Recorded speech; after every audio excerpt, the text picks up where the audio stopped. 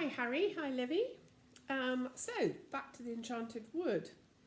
If you remember, they eventually got off the rocking land and everybody got back safely, including Saucepan Man. And the next chapter is called An Invitation from Moonface and Silky. So, here we go. Nobody had really enjoyed their visit to the rocking land, which had been a mistake anyhow. They sat in Moonface's house, untying their cushions from their backs and fronts and looking at all the bruises they had. "What shall we do with these cushions?" said Bessie. "Moonface could do with them, I expect," said Fanny. "He uses such a lot for his slippery slip." "Yes, they do very nicely," said thank you, said Moonface. "Some of mine are getting very old and worn. We can't possibly give them back to that cross old woman in the rocking land, so we might as well put them to some use here." "Right," said Joe, and he handed Moonface his 2 cushions.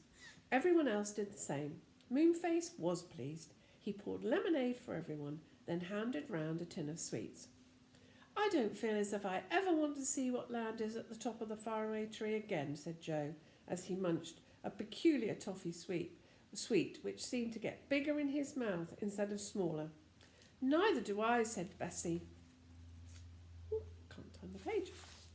"I certainly never will," said Fanny. "It seems as if there are never any lands there worth visiting. They are all most uncomfortable."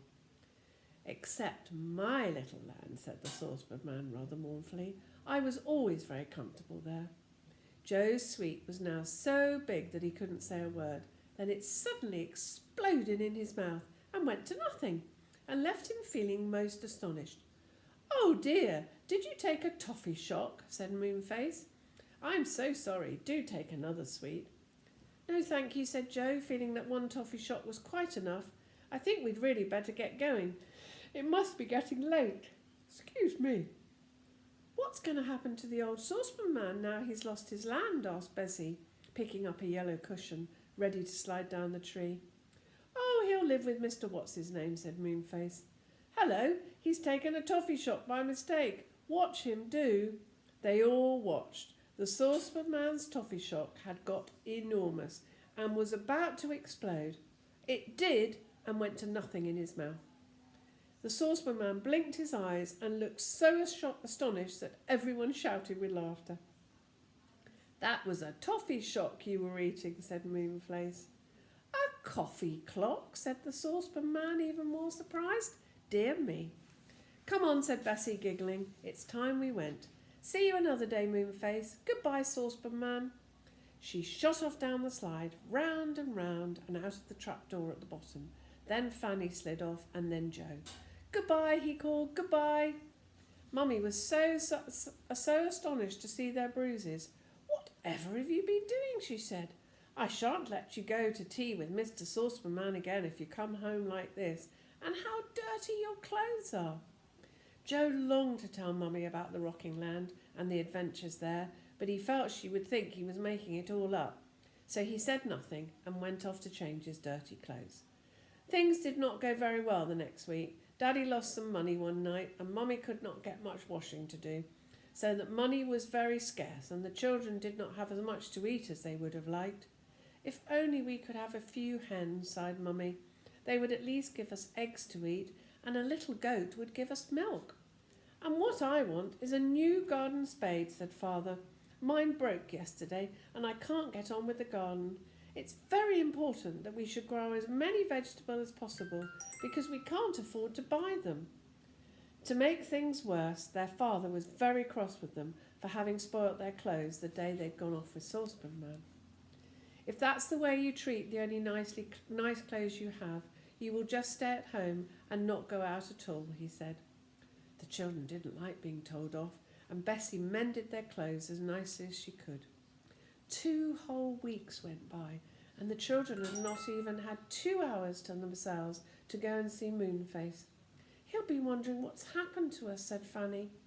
Moonface certainly was wondering. He'd waited each day and each night to see the children, and he and Silky wondered what was the matter. "We'll send the bar now, with a note to tell the children to come quickly," said Silky at last. So she slipped down the faraway tree to the hole where the barn owl lived. She knocked at his door and peeked in. There's the owl there. Not like Old Brown, it's a different one. "What is it?" he asked in a hoarse voice. "Oh, Barney dear, will you take this note to the children at the little cottage over by the wood?" asked Silky in her sweetest voice. "You're going out hunting tonight, aren't you?" "Yes," said the barn owl, and he took the note in one of his great clawed feet. "I'll take it."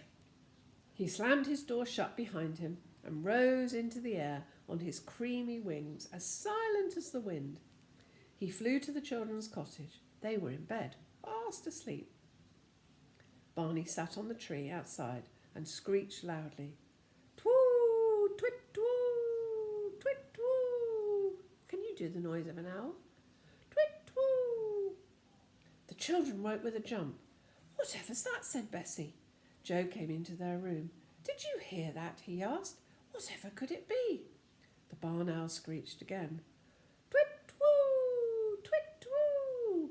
He certainly had a dreadful voice. The children jumped. Joe went bravely to the window and looked out. "Is anyone being hurt?" he called. "Me!" screeched the owl again, and Joe nearly fell out of the window with fright. The barn owl spread his great soft wings and flew to Joe. He dropped the note onto the windowsill, screeched again, and flew off into the night to look for mice and rats. "It was a barn owl," said Joe. "It's left a note. Quick, light your candle and let's see what the letter says." They lit the candle and crowded round the note, and this is what it said. "Dear Joe, Bessie and Fanny, why don't you come to see us?